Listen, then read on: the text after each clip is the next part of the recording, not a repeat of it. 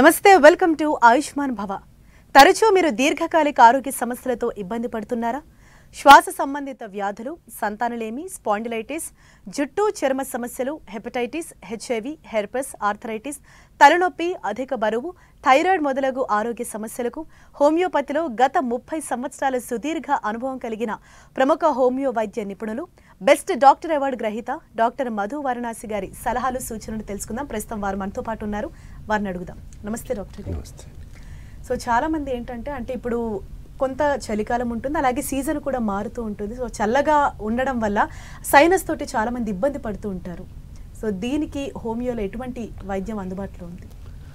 జనరల్గా మనకి ఏంటి అంటే ఇప్పుడు ఎక్కువగా మనకి ఈ సీజన్స్లో సైనసైటిస్ పేషెంట్స్ ఎక్కువగా వస్తుంటారు క్లినిక్కు. ఎందుకంటే కామన్గా చాలామంది సఫర్ అవుతుంటారు కాబట్టి.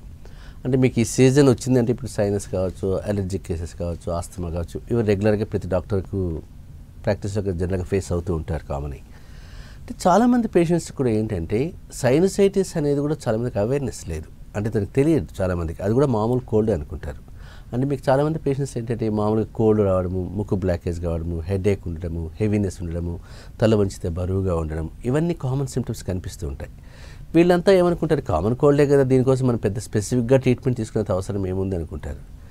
ఎప్పుడైనా సరే పేషెంట్లో బ్లాకేజ్ అవుతూ ఉంది, హెడేక్ ఉంది, తలంతా బరువుగా ఉంది, తర్వాత ఈ తల ఇలా ఉంచాలనుకుంటే ఏదో పెద్ద రాయి పెట్టినట్లో ఉండే ఫీలింగ్ ఉంది అంటే మాత్రం అది అక్యూట్ సైనసైటిస్ కావచ్చు. కంపల్సరీగా మనం సస్పెక్ట్ చేయాలి అక్కడ అక్యూట్ సైనసైటిస్ని. ఈ అక్యూట్ సైనసైటిస్ని మనం తప్పనిసరిగా హ్యాండిల్ చేయాలి. ఎందుకంటే దీన్ని నెగ్లెక్ట్ చేస్తే అది క్రానిక్ కేసులోకి వెళ్ళిపోతుంది. ఒకసారి క్రానిక్లోకి వెళ్ళినప్పుడు పేషెంట్స్ చాలామంది సఫర్ అవుతుంటారు. ఎందుకంటే మీకు సైనస్ అనేది మీకు ఆ సైనస్ ఏరియాస్ ఉంటాయి కదా, ఆ రూమ్స్లో ఉంటాయి, ఆ స్పేసెస్ ఉంటాయి కదా, వాటిలో పస్ ఫార్మేషన్ అవుతుంటుంది. మీకు ఆ పస్ ఫార్మేషన్ అయినప్పుడు మీకు పేషెంట్కి హెవీనెస్ ఫీలింగ్ ఎక్కువగా ఉంటుంది. మెజారిటీ పేషెంట్కు పోస్ట్ నాజిల్ డ్రిప్ కూడా వస్తుంటుంది. పోస్ట్ నాజిల్ డ్రిప్ అంటే అన్నప్పుడు గొంతు నుంచి ఫ్లమ్ వచ్చేస్తూ ఉంటుంది జనరల్గా. అలా అన్నప్పుడు ఇలాంటి సిమ్టమ్స్ మీకు కనిపిస్తున్నాయంటే మాత్రం నెగ్లెక్ట్ చేయకూడదు సైనస్ను. ఇక్కడ చాలామందికి డాక్టర్స్కి ఏమవుతుంది, మీకు ఒక స్టేజ్ దాటిన తర్వాత అది క్రానిక్ సైనసైటిస్ అనుకున్న తర్వాత చాలామంది సర్జికల్ ఇంటర్వెన్షన్ అడ్వైజ్ చేస్తుంటారు. అంటే సెప్టోప్లాస్టీ కావచ్చు, డ్రైన్ చేయొచ్చు, యాంటర్ వాష్ చేయొచ్చు, ఇవన్నీ చేస్తుంటారు మామూలుగా. అంటే వాళ్ళకి ఆల్టర్నేటివ్ సిస్టమ్స్, అదర్ సిస్టమ్స్లో ఉండే మనకు సెకండ్ ఆప్షన్ అనమాట. బట్ నన్ను అడిగితే మీకు ఏ కంప్లైంట్స్ మీకు కనిపించినాయి అనుకుంటే మాత్రం తప్పనిసరిగా హోమియో డాక్టర్ని సంప్రదించాలి. ఎందుకంటే మీకు సర్జరీ ఇన్వాల్వ్మెంట్ లేకుండా ప్లాన్ చేసుకోవచ్చు. ఎందుకంటే మెజారిటీ నేను చూసే కేసులో 90% సర్జరీ చెప్పిన తర్వాత వస్తారు కాబట్టి ఎవరికి సర్జరీ అవసరం రాకుండా చేసుకోవచ్చు. ఏదైనా ఇన్ఎవిటబుల్ తప్పదు అనుకుంటే అది డాక్టర్ జడ్జి చేయగలుగుతాడు. అంటే ఒక సరైన హోమియో డాక్టర్ దగ్గర వెళ్తే కనుక అది సర్జికల్ కేసా, మెడికల్ కేసు అనేది మేనేజ్ చేసుకోవచ్చు. అందువల్ల మీకు ఏంటంటే సైనసైటిస్ అని మనకు పేషెంట్ తెలిసినప్పుడు తప్పనిసరిగా మీకు హోమియో డాక్టర్ కానీ ఒక మంచి సీనియర్ డాక్టర్ కానీ అప్రోచ్ అయితే కనుక సర్జరీ లేకుండా ప్లాన్ చేసుకోవచ్చు. ముందు ఫస్ట్ ఆఫ్ ఆల్ ఆ సిమ్టమ్స్ సబ్సైడ్ చేసిన తర్వాత పేషెంట్ కంఫర్టబుల్ లెవెల్ కూడా ఉంటుంది. మీకు భయపడాల్సిన అవసరం లేదు. ఎస్ సార్, ఫస్ట్ కాలర్ రెడీగా ఉన్నారు, మధుబాబు గారు. హలో మధు గారు, డాక్టర్ మధు వారణాసి గారు ఉన్నారు. మీ సమస్య ఏంటో చెప్పండి. ఏదో మేడం తరచు పొడి తగ్గుతుంది మేడం. ఓకే, అవునండి మేడం. అంటే తరచూ పొడి దగ్గర మీకు సీజనల్గా వస్తుంటుంది అంటారా, ఎప్పుడు కంటిన్యూగా ఉంటుంది? ఏం లేదు మేడం, తరచు పొడి తగ్గుతుంది మేడం. రైటే, ఒక సీజన్లో వస్తుందా లేదా డస్ట్ పోయినప్పుడు వస్తుందా? చెప్పండి మేడం. సీజన్ వారిగా మేడం, అంటే ఓన్లీ జనవరి డిసెంబర్ నెలలో జనరల్గా మనకు జనవరి డిసెంబర్ నెలలో వస్తుందంటే మీకు సీజనల్గా వస్తూ ఉంది అనమాట. సీజనల్ అలర్జీ కిందకే తీసుకోవాలి దాన్ని.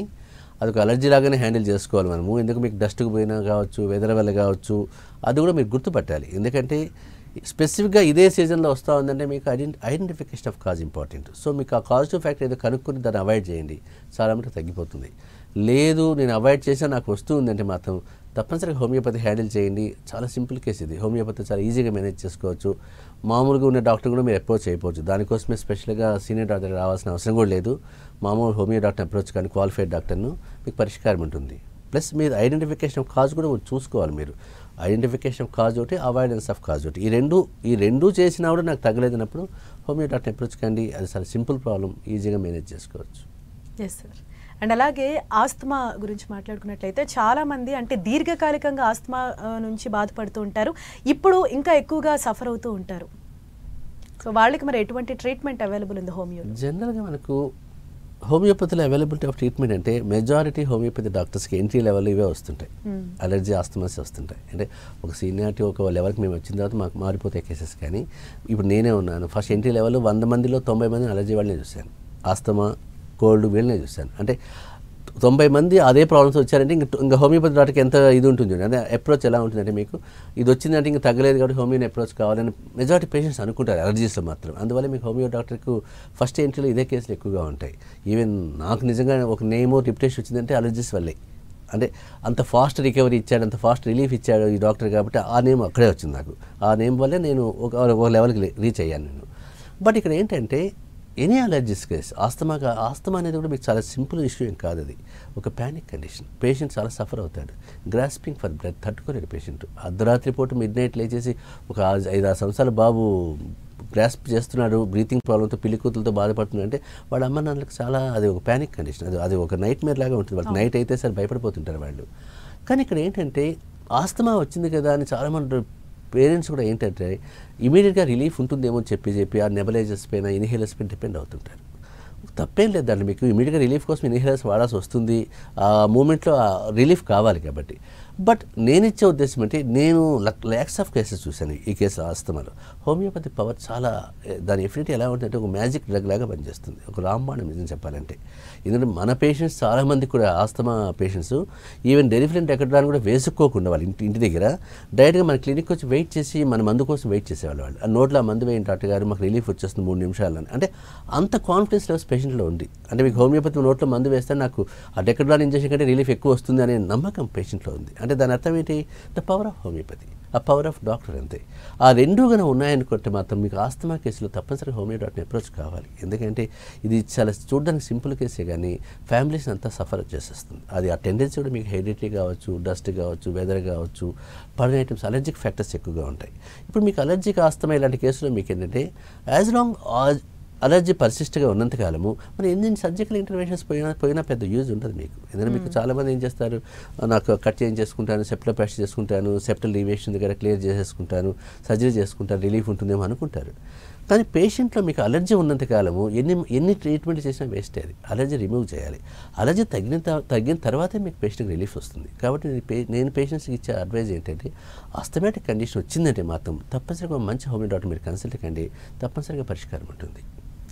ఎస్ సార్, మరో కాల్ ఉన్నారు. సుబ్బారాయుడు గారు. హలో హలో, డాక్టర్ మధు గారు ఉన్నారు. మీ సమస్య ఏంటో చెప్పండి. చెప్పండి, మాట్లాడండి. నమస్తే, చెప్పండి.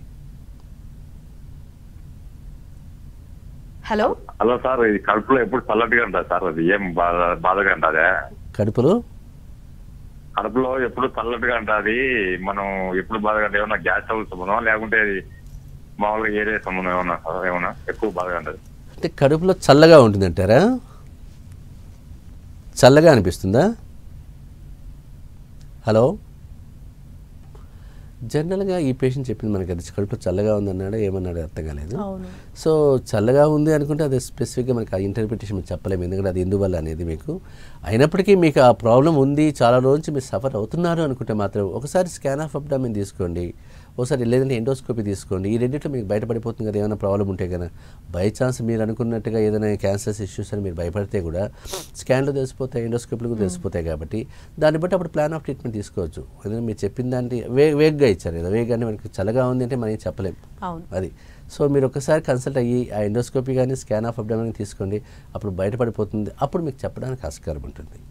Yes sir. అండ్ అలాగే ఈ ఆటిజం అంటే ఏంటి సార్? దీనికి హోమియోలో ఎటువంటి చికిత్స విధానం అందుబాటులో ఉంది?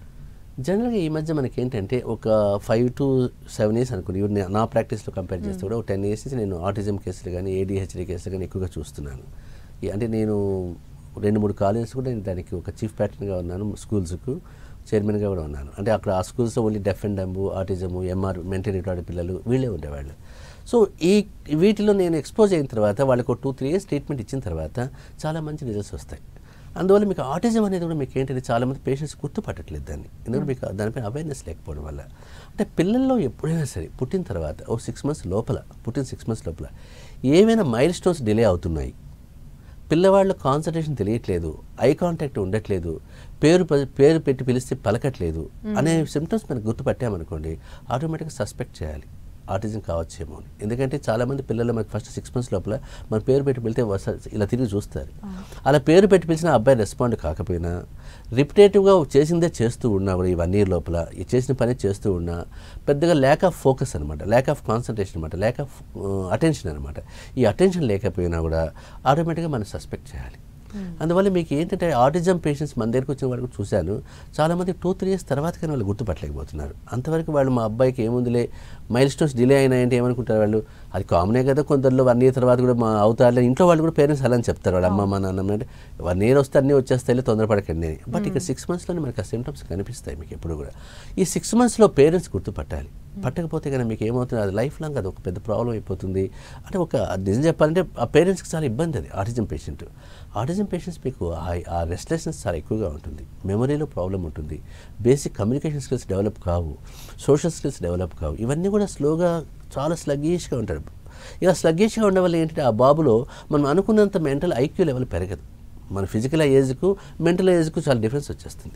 5 సంవత్సరాల పిల్లాడు ఓ 2 years పిల్లాడు లాగానే బిహేవ్ చేస్తుంటాడు. మన ఐక్యూ లెవెల్స్ అలా ఉంటాయి వీళ్ళకు. అందువల్ల మీకు ఈ ఆటిజం పేషెంట్ మనం గుర్తుపడడం కూడా పేషెంట్స్కి ఈ మధ్య తెలుసుకోవాలి, అవేర్నెస్ ఉండాలి. ఎందుకంటే నేను చూసిన కేసులో మీకు ఏంటంటే స్పెసిఫిక్గా మనకి ఇక్కడ నేను ఎక్కువ ఎన్ఆర్ఐ పేషెంట్సే దీంట్లో ఎక్కువ మంది చూశాను. అంటే మీకు మెజారిటీ పేషెంట్స్లో ఎన్ఆర్ఐసే ఉన్నారు. ఎక్కువ ఫారిన్లో పుట్టిన పిల్లలకి ఇవన్నీ చూశాను. అది ఎందుకు అని స్పెసిఫిక్గా రీజన్ చెప్పలేం కానీ, but it maybe due to climatic variations కావచ్చు, పేరెంటల్ ఇంటరాక్షన్స్ కావచ్చు, ఆ క్లైమేట్లో ఒకటి పేరెంట్స్ ఎక్కువగా ఫోకస్ చేయకపోవచ్చు పిల్లలపైన. ఎందుకంటే వాళ్ళు ఇద్దరే ఉండడం వల్ల ఆ పిల్లలతో ఎక్కువ మాట్లాడే టైం వాళ్ళకి స్పెండ్ చేయలేరు కాబట్టి ఇవి కూడా ఎక్సైటింగ్ ఫ్యాక్టర్స్ కావచ్చు, అంటే ట్రిగ్గర్ ఫ్యాక్టర్స్ కావచ్చు. మీకు ఇలాంటి ట్రిగ్గర్ ఫ్యాక్టర్స్ వచ్చినప్పుడు ఆ పేషెంట్స్ ఏమవుతుందంటే మీకు అప్పుడు కానీ పేరెంట్స్కి అర్థం కావట్లేదు, మా అబ్బాయికి ఏదో ప్రాబ్లం వస్తూ ఉంది, ఎందుకు మాట్లాడలేదు, ఎందుకు మాటలు రావట్లేదు, 2 వర్డ్సే వస్తాయి. అమ్మ అనడానికి కూడా కొంచెం ఇబ్బంది పడుతుంటాడు, నాన్న అనలేడు, అమ్మ అనలేడు, వాళ్ళ అమ్మ ఒకదాన్ని చూస్తుంటాడు తప్ప నాన్న మాట కూడా వినలేడు. మీకు అంటే ఇలాంటి సిమ్టమ్స్ మనకు కనిపిస్తున్నాయినప్పుడు మాత్రం తప్పనిసరిగా ఆటిజం కావచ్చేమో అసెస్ చేసుకోవాలి. అది ఎర్లీ ఏజెస్లో అసెస్ చేసుకుంటే కన్నా తప్పనిసరిగా ట్రీట్మెంట్ పార్ట్ ఈజీగా ఉంటుంది. ఎందుకంటే ఇప్పుడు మనం చూసిన కేసులు 2-3 years వాడారు పేషెంట్స్, 1-2 years వాడిన వాళ్ళకు చాలా స్కిల్స్ డెవలప్ అయ్యాయి, వాళ్ళు చాలా హ్యాపీగా ఉంటారు. అందువల్ల మీకు ఫస్ట్ స్టేజ్లో దాన్ని తీసుకుంటే కానీ ఎవాల్యుయేషన్ ఆటోమేటిక్గా ఆటిజంను నెగ్లెక్ట్ చేయకుండా మనము ఆ పిల్లాడి ఫ్యూచర్ని మనము హోల్డ్ చేయొచ్చు ఇబ్బంది లేకుండా. ఎస్ సార్, మరో కాల్ ఉన్నారు. అచ్చిరెడ్డి గారు మాట్లాడండి, డాక్టర్ గారు ఉన్నారు, మీ సమస్య ఏంటి? హలో మేడం చెప్పండి, మాట్లాడండి అచ్చిరెడ్డి గారు. హలో చెప్పండి. హలో, మీ వాయిస్ వినిపిస్తుందండి, మీ సమస్య ఏంటో చెప్పండి. వినపడుతుంది మేడం. హలో వినపడుతుంది మేడం, చెప్పండి. మరి దయచేసి మీ టీవీ వాల్యూమ్ మ్యూట్ చేసి టీవీని చూడకుండా మాట్లాడండి, మీ సమస్య ఏంటో చెప్పండి. తగ్గించాను మేడం. అదే బాబుకు 14 సంవత్సరాలు మేడం. ఓకే సార్ చెప్పండి. అతనికి చిన్నప్పటి నుంచి జలుబు సైన్సిస్ ఓపిక చాలా హాస్పిటల్ తిరిగినాం సార్. సైన్సిస్ అది ఒక అథ్లెటిక్ ఒక విషయం తగ్గుతా అది అన్నట్టు అన్నారు. 11 సంవత్సరాలు వచ్చినాక తగ్గుతాది అన్నట్టు అన్నారు. 2 సంవత్సరాల కిందట చికిత్స తీస్తే అది ముక్కులో ఇన్ఫెక్షన్ అది సర్జరీ చేయాలా అని చెప్పింటే మీరు కర్నూలు RBR చేయించింది సార్. ఓకే, నాట్ ఓన్లీ కన్నట్టు ఆయుర్వేదం. ఓకే, ఒక నెల వారంటీ. మా బాబుకు లేదు, ఈ సీజన్ వారికి వస్తుంది సార్. ఇట్లా ఇప్పుడు 2 నెలల నుంచి వస్తుంది, మళ్ళా ఎండాకాలం రాదు, మళ్ళా జూలై ఆగస్ట్ నుంచి ఇన్ఫెక్షన్ మరీ ఎక్కువ అయిపోయింది సార్. ఇప్పుడు మా పిల్లలు 10th ఉండే పిల్లలకి ఇన్ఫెక్షన్ అయితే ఆపరేషన్ చేయాలన్నా లేకపోతే నాటు మందులు వాడాలన్నా ఏం అర్థం కాదు. జనరల్గా మీ అబ్బాయి అలర్జీతో సఫర్ అవుతున్నాడండి. అలర్జీ ఉండడం వల్ల మీకు ఈ అబ్బాయికి ప్రాబ్లమ్స్ వస్తున్నాయి, సీజనల్గా రియాక్ట్ అవుతున్నాడు కాబట్టి. ఇక్కడ మీకు ముక్కులో ఏదైనా కండ పెరిగిందని చెప్పి వాళ్ళు ఆపరేషన్ చేయాలని చెప్పిండొచ్చు కాబట్టి. బట్ ఇక్కడ ప్రాబ్లం ఏంటంటే ఫస్ట్ ఒక హోమియో డాక్టర్ని కలవని, మంచి హోమియో డాక్టర్ను. మీకు నాటు మందులు వాడాలి ఇవన్నీ పెట్టుకోకండి, ఒక మంచి డాక్టర్ని కలిస్తే మీకు హోమియోపతి డాక్టర్ను. అది అలర్జీ ప్రాబ్లం అనుకుంటే మాత్రం క్లియర్ అయిపోతుంది, సర్జరీకి పోయేంత అవసరం రాదు. ప్లస్ లోపల ముక్కులో ఏమైనా ఎడినాయిడ్స్ ఉన్నా, పాలిప్స్ ఉన్నా, ఏమన్నా కూడా మీకు ఆ కంప్లైంట్ కూడా మీకు హోమియోపతితో రికవరీ చేసే ఛాన్స్ ఉంటుంది కాబట్టి మీరు తప్పనిసరిగా కలవండి మీకు. అంతేగాని దీన్ని నెగ్లెక్ట్ చేయకండి. ఇప్పటికే 13 సంవత్సరాలు వచ్చాయంటున్నారు కాబట్టి సర్జరీకి వెళ్ళాల్సిన అవసరం రాకపోవచ్చు నన్ను అడిగితే. ఎందుకంటే మెజారిటీ నేను చూసిన కేసులో సర్జరీ అవసరం రాకుండానే చేశాను కాబట్టి ఒక మంచి హోమియో డాక్టర్ని కన్సల్ట్ కండి. లేదు మీకు కుదరకపోతే కన్నా హైదరాబాద్కి రండి, తప్పనిసరిగా పరిష్కారం చూపిస్తాను. Yes sir. అలాగే మనం మాట్లాడుకోవాల్సిన ఇంకొక ఇంపార్టెంట్ టాపిక్ హెచ్ఐవి గురించి. హెచ్ఐవి అనగానే అందరూ భయపడిపోతుంటారు, దీనికి అసలు మెడిసిన్ లేదు, ఇది ఒక ప్రాణాంతక డిసీజ్ అని చెప్పేసి కంగారు పడిపోతూ ఉంటారు. అయితే హోమియోలో హెచ్ఐవికి సంబంధించి పర్టికులర్గా ఎటువంటి ట్రీట్మెంట్ అందుబాటులో ఉంది? చాలామందికి ఏంటంటే ఇప్పుడంటే అవేర్నెస్ వచ్చింది, కానీ కంపారిటివ్లీ మీకు 10 years బ్యాక్తో కంపేర్ చేసుకుంటే అవేర్నెస్ తక్కువే హెచ్ఐవి పైన. ఎందుకంటే కాన్ఫిడెన్షియాలిటీ మెయింటైన్ చేసేవాళ్ళు పేషెంట్స్. డాక్టర్కి చెప్పాలన్నా డిస్కస్ చేయాలన్నా ఒక రకమైన భయం ఉండేది. దాంతో ఒకసారి ఒక డిప్రెషన్లోకి వెళ్ళిపోయేవాళ్ళు. అంటే ఫిజికల్గా మెంటల్గా ఇంకా మేము చనిపోవచ్చు, ఇంకా మాకు ఈ సొసైటీలో ఉండే ఛాన్సెస్ లేవు అని 90% పేషెంట్స్ అలా అనుకునేవాళ్ళు. ఎందుకంటే నేనే చూస్తున్నాను, నేను 10 to 15 years మీకు హెచ్ఐవి పైన ఎక్కువ చూస్తున్నాను కాబట్టి అప్పటికి ఇప్పటికీ వచ్చిన వేరియేషన్ చెప్తున్నాను. ఇప్పుడు కొంచెం పేషెంట్ ఓపెన్ అయ్యాడు చెప్పాలంటే. అంటే ఎక్కడో చదువుతాడు కానీ ఏదో టీవీలో చూసాం సార్ అని చెప్పి ఇక్కడ మీ ఆర్టికల్ చదివామని చెప్పి అలా వచ్చిన వాళ్ళు చాలామంది చూశాను కాబట్టి ఇప్పుడు ఓపెన్ అప్ అవుతున్నారు డిస్కషన్లకి. అంటే ఏంటి ప్రాబ్లం, మేము చనిపోతామా అనే ఆలోచనతో వస్తున్నారు. బట్ ఇక్కడ ఏంటంటే హెచ్ఐవి వచ్చేంత మాత్రం చనిపోతాడని భయపడాల్సిన అవసరం లేదు. ఎందుకంటే హెచ్ఐవి ఉన్నా కూడా మనం ఎన్ని సంవత్సరాలు బతకచ్చు, పెద్ద ఇష్యూ కాదు. అది 60 years బతకచ్చు, 70 years కూడా బతకచ్చు, ఏం కాదు. బట్ ఇక్కడ ఏంటంటే CD4 కౌంట్ ఒకటి, వైరల్ లోడ్ ఒకటి మనం తప్పనిసరిగా మానిటర్ చేయాలి. CD4 కౌంట్ మీకు 200 లోపల పడకుండా చూసుకోవడం చాలా మంచిది. 200 లోపల ఉండకుండా చూసుకోవాలి. మెజారిటీ 400 to 500 ఉంటే కనుక పేషెంట్ స్పాన్ ప్రాబ్లం ఉండదు, లైఫ్ స్పాన్ ప్రాబ్లం ఉండదు, క్వాలిటీ ఆఫ్ లైఫ్ కూడా ఇంప్రూవ్ అవుతుంది, ఇబ్బంది ఏమి ఉండదు. ఇక్కడ ఏంటంటే చాలామంది పేషెంట్స్ తెలియంది ఏంటంటే వీళ్ళకి హెచ్ఐవి వచ్చిందనే విషయమే తెలియదు ఫస్ట్ ఆఫ్ ఆల్. ఎందుకంటే వాళ్ళు ఎక్స్పోజ్ అయినప్పుడు వాళ్ళకి కనిపించే కంప్లైంట్స్ ఫస్ట్ 1-2 weeksలో ఫ్లూ సిమ్టమ్సే కనిపిస్తాయి. ఏ జలుబు రావడము, హెడేక్ రావడం, బాడీ పెయిన్స్ రావడం, థ్రోట్ పెయిన్ రావడము, స్వెట్టింగ్ రావడం, ఇవన్నీ కూడా ఏమంటుంది ఒక సింపుల్గా ఫీవర్లో వచ్చే కంప్లైంట్స్ ఇవన్నీ కూడా. అప్పుడు ఆ పేషెంట్ ఏమనుకుంటాడు, ఏదో ఫీవర్ వచ్చింది, ఒక పారాసిటమాల్ వేసుకుంటే తగ్గిపోతుంది కదా అని చెప్పి వేసుకుంటాడు, తగ్గిపోతుంది కదా నిజంగానే. ఒక 2 weeks తర్వాత ఆ పేషెంట్ ఎసిమ్టమాటిక్ అయిపోతాడు, ఏ సిమ్టమ్స్ ఉండవు పేషెంట్లో. అందులో ఆ పేషెంట్కి అప్పుడు 10 years కావచ్చు, 15 years కావచ్చు డెవలప్ కావడానికి, చెప్పలేము. అది దట్ డిపెండ్స్ ఆన్ ఇమ్యూనిటీ వ్యవస్థ కాబట్టి. సో ఈ 10 years కూడా పేషెంట్ ఏంటి నాకు తెలియదు కాబట్టి ఎసిమ్టమాటిక్ కాబట్టి ఈ పేషెంట్ ఎక్స్పోజ్ అవుతుంటాడు, పెళ్లి చేసుకుంటాడు, బయట పోతాడు, మల్టిపుల్ కాంటాక్ట్స్ ఉంటాయి, ప్లస్ మ్యారేజ్ కూడా చేసుకుంటాడు. మ్యారేజ్కి వైఫ్కి వస్తుంది, బయట వాళ్ళకి వస్తుంది, పిల్లలకు వచ్చేస్తుంది. అంటే అందరికీ ఇతను ఏమంటే క్యారియర్ లాగా అయిపోయాడు. అంటే ఈ పేషెంట్ కూడా తెలియకపోవడం వల్ల ఒక స్టేజ్లో ఈ పేషెంట్ సిమ్టమ్స్ డెవలప్ అయిన తర్వాత మన దగ్గరికి వస్తారు. అప్పుడు మోషన్స్ అవుతున్నాయను, ఫీవర్ వస్తూ ఉందని, వెయిట్ లాస్ అయ్యామని చెప్పి అప్పుడు వస్తుంటారు. అప్పుడు వాళ్ళు టెస్ట్ చేస్తే హెచ్ఐవి పాజిటివ్ అని తెలుస్తుంది వాళ్ళకి. అంటే మెజారిటీ 80% ఆఫ్ కేసెస్ మనం చూసిన వాళ్ళు యాక్సిడెంట్గా డిటెక్ట్ అయిన వాళ్ళే వీళ్ళంతా కూడా, లేదంటే ఎక్స్పోజ్ అయ్యి వచ్చిన వాళ్ళే మన దగ్గర ఉంటారు. సరే ఇట్లా ఎక్స్పోజ్ అయ్యామని చెప్పిన వాళ్ళే ఉంటారు. బట్ మీకు హెచ్ఐవి ట్రీట్మెంట్ మీకు హోమియోపతి చాలా బాగా పనిచేస్తాయి. ఇది నేను చాలా ఈవెన్ 30-40 CD4 ఉన్న పేషెంట్ కూడా చూశాను కాబట్టి అసలు వాళ్ళు ఇప్పటివరకు ఎంతో హ్యాపీగా ఉన్నారు. CD4 కౌంట్ బాగా పెరుగుతుంది హోమియోపతి వాడడం వల్ల.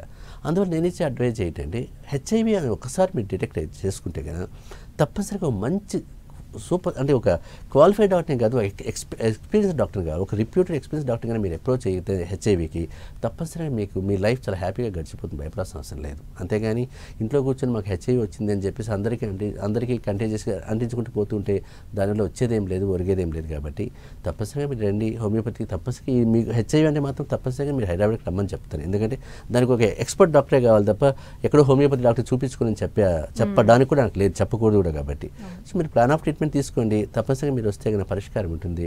హెచ్ఐవికి హోమియోపతి, అలోపతి రెండు కలిపి వాడినా నష్టం లేదు. కానీ బట్ మీ లైఫ్ హ్యాపీగా ఉండి ఎక్స్టెండ్ చేసుకోవాలనుకుని మాత్రం హోమియోపతి పైన డిపెండ్ కావాల్సి వస్తుంది. సార్ మరో కాల్ ఉన్నారు, అబ్దుల్ బాషా గారు. హలో హలో హలో మాట్లాడండి, డాక్టర్ గారు ఉన్నారు, మీ సమస్య ఏంటి? హలో హలో నమస్తే. నమస్తే సార్. చెప్పండి.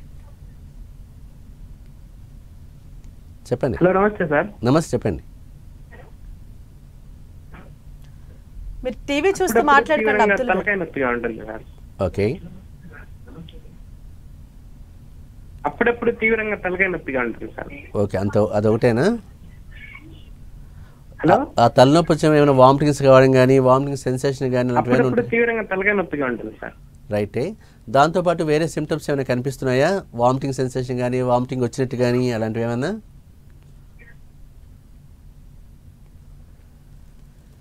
తీవ్రమైన తలనొప్పి అనుకున్నప్పుడు మీకు దాంట్లో చాలా రకాలు కనిపిస్తాయి. అంటే మెజారిటీ పేషెంట్స్లో మనకు సీవియర్ హెడేక్ ఉంది అంటే మాత్రం మైగ్రేన్ హెడేక్ కిందకే తీసుకుంటాం. ఎందుకంటే మైగ్రేన్ వన్ సైడ్ హెడేక్ లాగా వస్తుంటుంది చాలా మందిలో. అది అన్బేరబుల్ హెడేక్, పేషెంట్ భరించలేడు.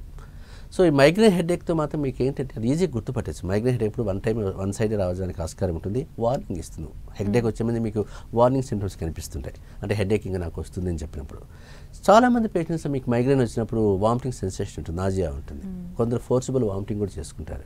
ఈ ఫోర్సిబుల్ వామిటింగ్ వల్ల కూడా రిలీఫ్ వచ్చేస్తుంది వాళ్ళకి పేషెంట్కి. సో ఎప్పుడైనా మైగ్రేన్ అని కాదా అని గుర్తుపట్టడానికి మీకు చాలా ఈజీగానే గుర్తుపట్టచ్చు. ఈ వామిటింగ్ సెన్సేషన్తో పాటు ఇంటాలరెన్స్ సౌండ్ ఉంటుంది. ఇంటాలరెన్స్ సౌండ్ కావచ్చు, ఇంటాలరెన్స్ టు లైట్ కూడా కావచ్చు. ఈ రెండు ఉంటాయి. అంటే పేషెంట్ సౌండ్ బేర్ చేయలేడు. లైట్ కూడా ఇప్పుడు ఇట్లా కూర్చున్నాడు కూడా మైగ్రేన్ పేషెంట్ భరించలేడు, తట్టుకోలేడు, ఏడ్చేస్తాడు, అంత నొప్పి వచ్చేస్తుంది. సో ఇలాంటి లైట్స్ కూడా వాళ్ళకి పనికిరావు.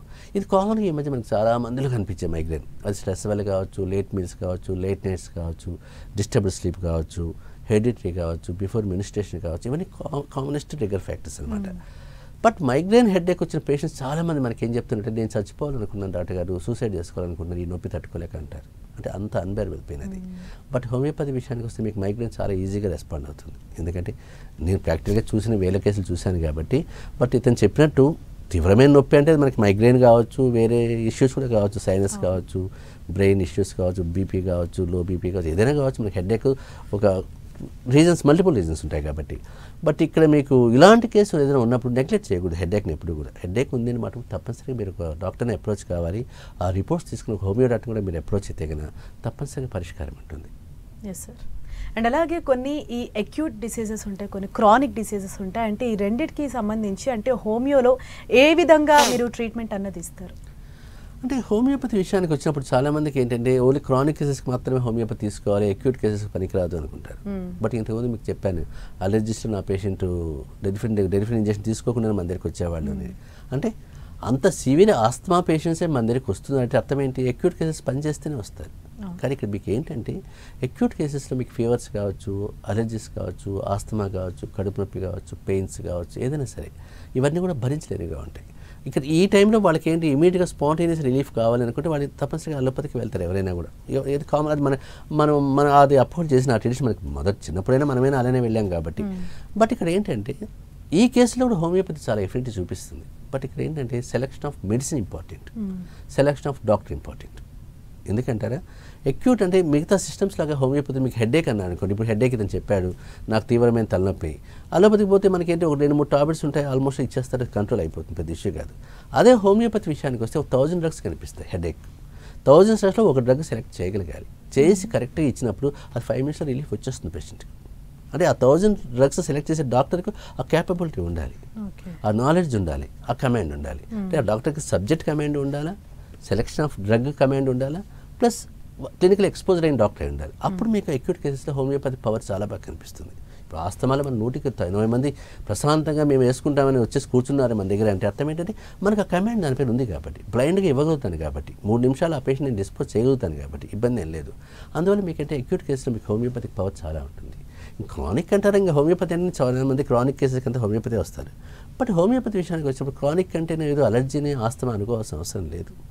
ఆటో ఇమ్యూన్ డిజార్డర్స్ కావచ్చు, రుమటాయిడ్ ఆర్థరైటిస్ కావచ్చు, క్యాన్సర్ ఇష్యూస్ కావచ్చు, ఇన్ఫర్టిలిటీ కావచ్చు, ఆటిజం కావచ్చు, ఏడిహెచ్డి కావచ్చు, ఎస్ఎల్ఈ కావచ్చు, ఇవన్నీ కూడా మీకు ఏంటంటే ఒక పట్టణ లొంగని కేసెస్ ఇవన్నీ. ఇప్పుడు మనం చూసే కేసులు ఆల్మోస్ట్ నేను చూసే కేసులు ఇవే ఉంటాయి కాబట్టి హెపటైటిస్ బి కావచ్చు, హెర్పిస్ కావచ్చు, హెచ్ఐవి కావచ్చు, ఇవన్నీ ఏంటంటే అసలు హోమియోపతిలో ట్రీట్మెంట్ ఉంది అనేది కూడా చాలామందికి తెలియదు. అంటే ఒక మన ప్రాక్టీస్ వదిలేస్తే ఓవరాల్గా చెప్పుకుంటే ర్యాండమ్గా తీసుకుంటే. బట్ ఇలాంటి కేసుల్లో మీకు ఆటోఇమ్యూన్ డిజార్డర్స్ కానీ ఇలాంటి కేసులు మీరు తప్పనిసరిగా హోమియో డాక్టర్ని అప్రోచ్ అయితే కానీ మాత్రం అసలు మంచి రిజల్ట్ ఉంటుంది, భయపడాల్సిన అవసరం లేదు. Yes sir. అండ్ ఈవెన్ ఇప్పుడు హోమియోపతి మీద కూడా చాలా మంది అవగాహన వచ్చింది. అండ్ మీరు 30 సంవత్సరాల సుదీర్ఘ అనుభవం ఉంది 2 తెలుగు రాష్ట్రాల్లో కూడా. అయితే మీరు ప్రజలకు ఇచ్చే సలహా అంటే ఈ హోమియోపతి మెడిసిన్ అన్నది ఎవరు వాడాలి, ఏ విధంగా ఈ వాడకం ఉండాలి, అంటే వీటన్నిటి గురించి మీరు ఏం చెప్తారు? హోమియోపతి వాడకం స్పెసిఫిక్గా వీళ్ళకే వాడాలని రూల్ ఏం లేదు. చిన్నపిల్లల నుంచి పెద్ద పిల్లల వరకు అందరికీ వాడుకోవచ్చు. కాఫ్ నుంచి క్యాన్సర్ వరకు అన్నీ వాడచ్చు. అంతేగాని ఒక ట్రీట్మెంట్కి దీనికే ఒక ఏజ్ గ్రూపే రావాలని ఏం లేదు. అవన్నీ చిన్న ఉన్నా కూడా అపోహలే తప్ప దానికి పెద్ద స్ట్రాంగ్ ఎవిడెన్స్ ఏం లేదు. చాలామంది పేషెంట్స్ ఏంటంటే హోమియోపతి వాడితే ఏదో పరిచయం చేయాలి, రెస్ట్రిక్షన్స్ ఉంటాయి అని కూడా అంటారు. అవి కూడా పెద్ద ఇష్యూస్ ఏం కాదు. ఎందుకంటే కాఫీ తాగకూడదు, టీ తాగకూడదు, ఆనియన్ తినకూడదు, గార్లిక్ తినకూడదు, ఇంగు తినకూడదు అని అవన్నీ కూడా పెద్ద మనం దానిపై పెద్ద ఫోకస్ చేయాల్సిన అవసరం లేదు. ఇది ఒక హాఫ్ అన్ అవర్ గ్యాప్ తీసుకుంటే సరిపోతుంది. ఎందుకంటే ఇవి మైన్యూట్ జ్యూసెస్ కాబట్టి దాని ఎఫినిటీ ఏమైనా పవర్ తగ్గుతుందేమో అని చెప్పి ఒక హాఫ్ అన్ అవర్ గ్యాప్ పెట్టుకోవాలి మీకు, అంతే తప్ప అంతకంటే ఏం లేదు అక్కడ. బట్ నేను ఇచ్చే సలహా ఏమిటి నా పేషెంట్స్ కంటే, ఎలాంటి కేసు అయినా సరే మీరు ఒక సర్జరీ చెప్పినా ఈ చేత కాలేదు, ఈ కేసులో ఇబ్బందిగా ఉంది, నాకు తగ్గట్లేదు అనుకుని మాత్రం హోమియో డాక్టర్ని అప్రోచ్ కావాలి. సెలెక్షన్ ఆఫ్ డాక్టర్ చాలా ఇంపార్టెంట్ అని చెప్తాను. ఎంత దూరం ఉన్నా ఎక్కడున్నా ఆ డాక్టర్ కోసం రావాలంతే పేషెంట్. అంతేగాని హోమియోపతి అనేసరికి ఏదో పక్కన టెంపుల్ ఇస్తున్నారు, ఎవరో బుక్ చూసి ఇచ్చేసారు నాకు, నేను హోమియోపతి వాడాను తగ్గలేదు అనే పేషెంట్స్ చాలామంది ఉంటారు. అంటే అక్కడ ఏంటంటే హోమియోపతి తగ్గలేదని అర్థం ఏంటి, అది హోమియోపతికి ఫెయిల్యూర్ కాదు, డాక్టర్ ఫెయిల్యూర్ అది. సో సరైన డాక్టర్ నువ్వు ఎంచుకోలేదు, సరైన డాక్టర్ కోసం నువ్వు రాలేకపోతున్నావు. ఎక్కడో కడపలోనో అమెరికాలో ఉండే పేషెంట్ మన దగ్గరికి వస్తాడు, కానీ ఈ ఎల్బీ నగర్ అమీర్పేటలో ఉన్నవాడు రాలేడు.